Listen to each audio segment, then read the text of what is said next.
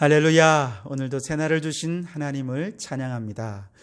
맑고 밝은 이 날씨처럼 맑고 밝은 예수님을 우리의 마음에 모셔서 오늘도 어디서나 그 맑고 밝은 긍정의 에너지를 전파하는 여러분들이 되시기를 바랍니다.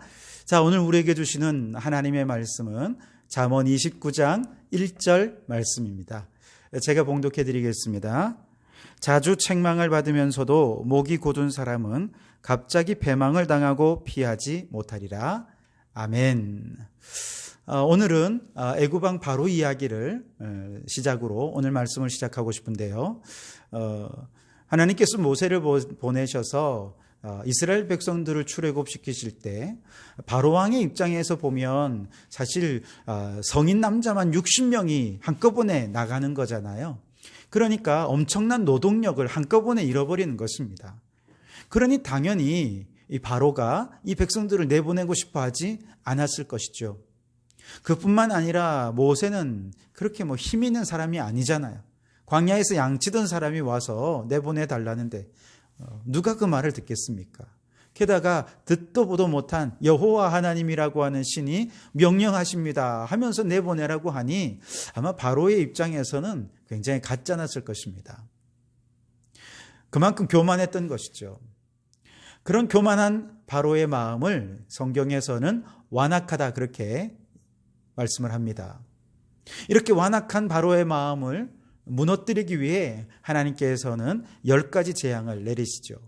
그럼에도 불구하고 계속해서 그 완악한 마음을 이제 변화하려 하지 않았던, 그냥 자기 고집에 사로잡혀서 그 말을 듣지 않으려고 했던 그 바로가 자기의 아들이 죽고, 그리고 이스라엘 애굽 전역에 있던 모든 장자들이 다 죽고 나서야 비로소 하나님께 항복을 하게 되지 않습니까? 이때 바로의 마음, 완악한 마음이라고 하는데요. 완악한 마음을 사전에서 찾아보면 성질이 억세게 고집고 사납스럽다, 이렇게 사납다 그렇게 표현을 합니다. 아주 고래심줄처럼 얼마나 고집이 센지요. 그것도 너무 자기중심적이어서 다른 사람의 말을 절대 들으려고 하지 않고 자기 생각만을 고집하는 이런 바로의 마음을 완악하다 그렇게 표현했는데, 자, 오늘 잠언 29장 말씀에 보면 목이 곧은 사람이라 하는 표현이 나와요. 바로 이 목이 곧은 사람도 완악하다 하는 이런 마음과 똑같습니다. 아주 고집이 세고 자기중심적인 사람인 것이죠. 자, 이 목이 곧은 사람은 왜 이렇게 목이 곧아졌을까 생각해 보면 바로왕의 경우가 그럴 것 같아요. 그는 그의 말이 곧 법이지 않았습니까? 누구도 왕의 말에 토를 달 수 없었습니다. 그는 또한 단순히 왕이 아니라 신의 대리자였습니다. 그의 말은 곧 신의 언어였습니다. 그러니 그가 생각하고 판단하고 말하는 것은 항상 옳아요. 누구도 여기에 토를 달지 못하는 것이죠. 그러니 자기의 생각 속에 갇혀 있을 수밖에 없고, 누가 다른 사람이 그 생각에 다른 얘기를 하면 받아들이지를 못하는 것이죠. 그래서 고래심줄같이 이렇게 완악한 마음을 갖게 되고 목이 뻣뻣하고 곧아지는 자가 될 수밖에 없는 것이죠. 뿐만 아니라 어떤 사람들은요, 이렇게까지 확신은 없어요.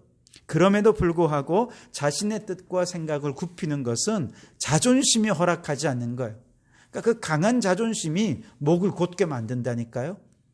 그래서 자존심 상처받지 않기 위해서 다른 사람의 말은 듣지 않아요. 자신의 뜻을 굽히지 않아요. 내가 옳다고 생각하는 것이죠. 이처럼 목이 곧은 사람 옆에 오늘 성경에 보면 누가 있느냐 하면 그를 책망하는 사람이 있습니다. 이 사람은 틀림없이 이 목이 곧은 사람을 너무너무 사랑하는 사람일 것입니다. 그를 진심으로 위해주는 사람일 것입니다. 그렇지 않고서야 매번 얘기하지만 듣지도 않는 그에게 오늘도 충고를 하고 책망을 하는 이런 일을 어떻게 할 수 있겠습니까? 무엇보다 그는 하나님의 말씀에 근거해서 그를 책망하는 사람이었을 것입니다. 뻔히 싫어할 줄 알면서도 그를 진정 사랑하기에 말씀으로 책망하는 사람. 여러분, 이런 사람이 오늘 내 곁에 있다면 이건 얼마나 큰 축복이겠습니까? 모든 축복 가운데 최고의 축복이 만남의 복이라고 하지 않습니까? 이런 사람이 내 곁에 있고 그런 사람을 만날 수 있다는 것만으로도 참 이 목이 곧은 사람은 얼마나 큰 축복인지 모르겠습니다. 자, 이런 좋은 사람을 만났음에도 불구하고 그는 그 좋은 만남을 아름답게 가꾸지 못했습니다. 말을 듣지 않았어요. 그래서 결국 그의 결과는 어떻게 되느냐? 갑자기 패망을 당하고 피하지 못하게 되었다. 그렇게 말씀하게 있죠. 이처럼 아집에 사로잡힌 완악한 사람, 목이 곧은 사람, 자, 이런 사람이 피하지 못하는 정말 갑작스러운 패망은 어떤 것이 있을까? 한 두 가지 정도로 오늘 생각해 볼 수 있는데요. 우선 첫째는 그는 갑작스럽게 그를 사랑하는 사람을 잃어버리게 되고 그런 사람들이 자신을 떠나버리게 되는 그런 일들을 피하기 어렵게 될 것이라 하는 것이죠. 말씀드렸듯이 인생의 만남이라고 하는 게 얼마나 축복된 것입니까? 사람들은 다 만남을 통해서 세워져 가고 또 만들어져 가지 않습니까? 그래서 참 좋은 사람을 만나면 철이 철을 날카롭게 하듯이 그렇게 그 사람도 좋은 사람으로 세워져 갑니다. 그렇게 한 사람이 좋은 사람으로 세워지면 그것은 곧 좋은 인생으로 창조되어져 간다 하는 의미가 아니겠습니까? 그 모든 만남 중에 최고의 만남이 무엇입니까? 바로 우리 예수님과의 만남이죠. 예수 그리스도를 통해서 죄인이 의인되고 죽은 사람이 영생을 얻어 천국 소망을 갖게 되니 이처럼 귀한 만남이 어디에 있겠습니까? 그리고 주님 안에서 만나는 여러 만남들은 얼마나 귀한지 모릅니다. 좋은 선생님과의 만남, 좋은 친구와의 만남, 좋은 배우자와의 만남, 좋은 동력자와의 만남, 좋은 직장을 만나는 것도 얼마나 좋은 일인지 모릅니다. 모든 만남은 참 귀해요. 그런데 이렇게 좋은 만남보다 더 중요한 건 뭐냐? 그 좋은 만남, 축복된 만남을 잘 가꾸어 가는 것은 더 중요하다는 것이죠. 하나님께서 우리에게 이렇게 만나게 해주신 이 축복된 만남, 이것을 얼마나 아름답게 가꾸어 가느냐 하는 것에 따라서 인생이 달라집니다. 그런데 이처럼 축복된 만남을 정성스럽게 아름답게 가꾸어 가려면 어떤 태도가 필요하느냐? 그것은 여러 가지가 물론 필요하겠습니다만 그 중에 하나를 꼽으라면 경청하는 태도가 필요할 것입니다. 경청이란 다른 사람의 말을 공경하는 마음으로 듣는다 하는 뜻이 있습니다. 그러니까 상대방의 말을 하나하나 귀담아 듣고 존귀히 여기고 그리고 진심으로 듣고 자신을 그 말에 따라 때로 변화시켜야 될 것들은 변화시켜 가면서 그렇게 성숙하기 위해 노력하는 그런 태도가 경청의 태도일 것입니다. 하나님께서 주신 이 축복된 만남을 잘 가꾸어 가기 위해 우리는 언제나 경청하는 자세로 그렇게 사람들과의 만남을 가져야 돼요. 그러면 내게 주는 책망도 달게 받을 수 있을 것입니다. 내게 주는 교훈도 감사함으로 받을 수 있게 될 것입니다. 그런데 이렇게 목이 곧은 사람들, 마음이 완악한 사람들, 아주 고래심줄 같은 그런 마음을 가진 사람들은요, 아무리 사랑의 마음으로 충고를 해도 그걸 듣고 싶어 하지를 않는 거예요. 그 사람의 사랑도 외면하고 그 사람의 얘기도 외면해 버리죠. 이렇게 하다 보면 그렇게 정말 전심 어린 마음으로 책망을 해도 도저히 안 변화되면 결국 그 사람은 어떻게 될까요? 떠나고 맙니다.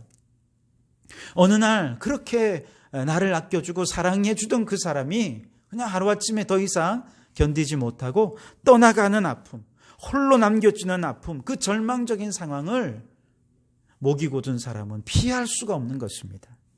그래서 여러분 모든 만남 속에 우리 하나님의 특별한 섭리가 있다는 사실을 믿으시기 바랍니다. 그리고 그 모든 만남을 아름답게 가꾸어 가기 위해 경청의 태도를 훈련해 가실 수 있길 바랍니다. 내게 책망하는 사람도 권면하는 사람도 한마디 한마디 그 말에 귀 기울이고 잘 수용하고 그리고 끊임없이 나 자신을 변화시켜 갈 때 참 하나님께서 그렇게 주신 만남을 잘 가꾸어 가는 인생이 될 것입니다.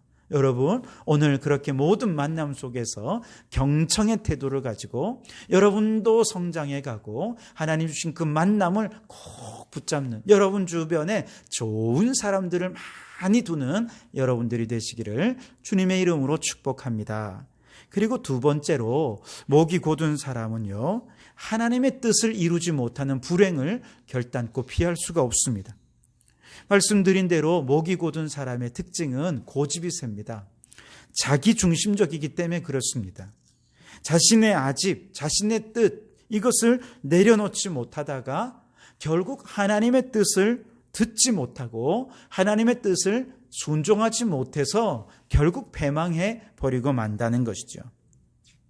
성경에는 이처럼 자신의 뜻을 내려놓고 하나님의 뜻을 경청하고 하나님의 뜻에 귀 기울이는 사람을 가리켜서 들을 귀 있는 자라, 그렇게 말씀하시죠.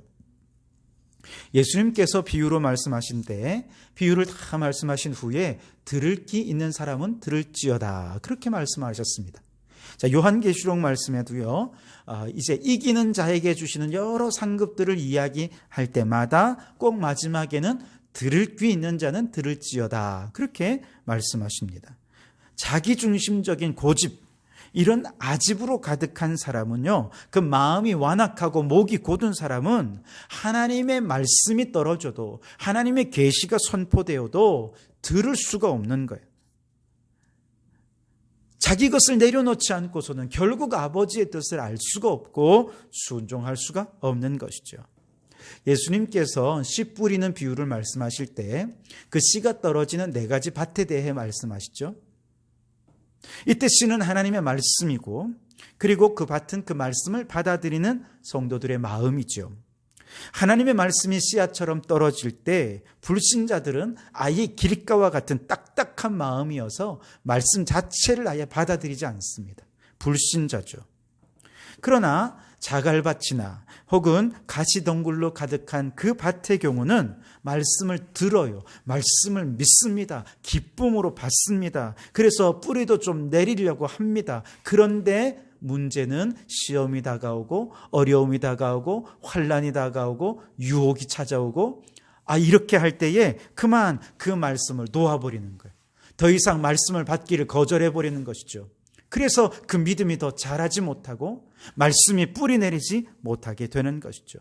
오직 옥토와 같은 마음밭, 바로 이 마음밭만이 하나님의 말씀을 잘 받아서 그 말씀을 잘 듣고 뿌리를 내려서 30배, 60배, 100배로 가꾸어지게 되는 것이죠.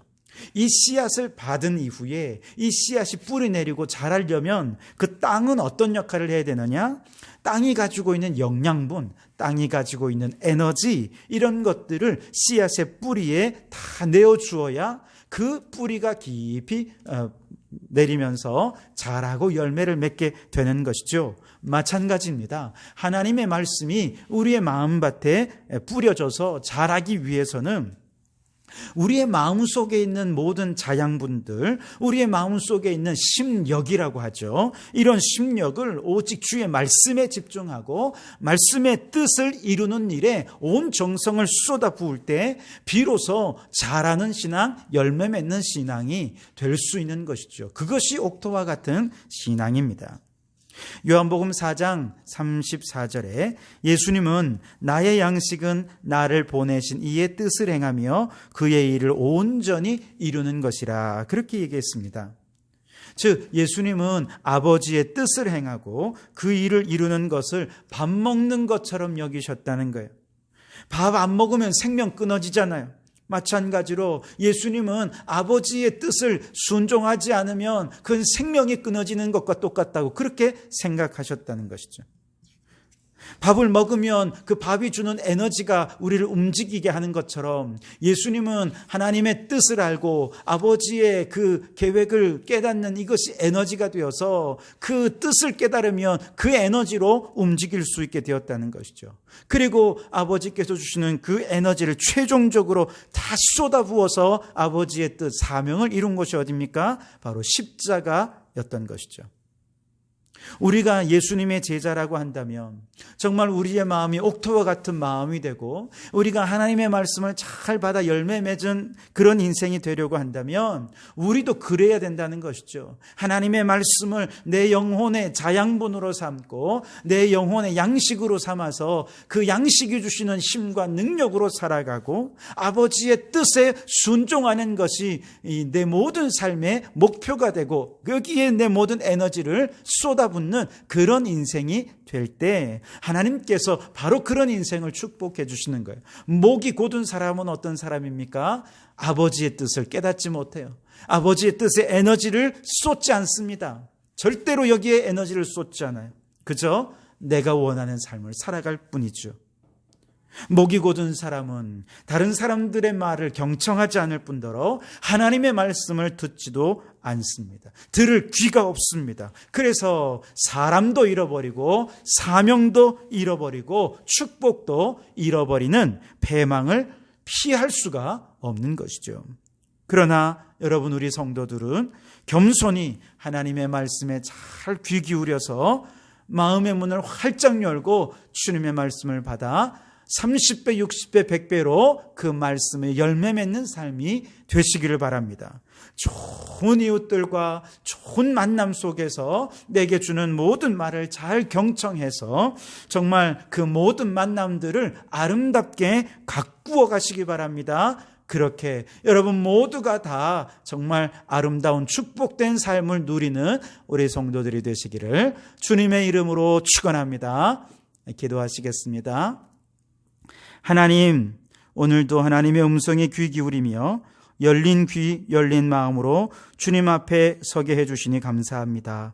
들려주신 말씀에 순종해서 모든 만남을 아름답게 가꾸어가는 저희들 되게 해 주옵소서. 경청하는 자세로 사람들의 교훈과 책망까지도 잘 받아서 우리의 인격과 신앙을 성장시키는 저희들 되게 해 주옵소서. 나의 모든 뜻과 나의 모든 계획과 아집을 내려놓고 하나님의 말씀을 받아서 그 말씀을 30배, 60배, 100배로 열매 맺어가는 그런 사명의 사람이 될 수 있도록 도와주시옵소서. 오늘도 주님과 동행하는 복된 날 되게 해 주실 줄 믿고 예수님 이름으로 기도하옵나이다. 아멘.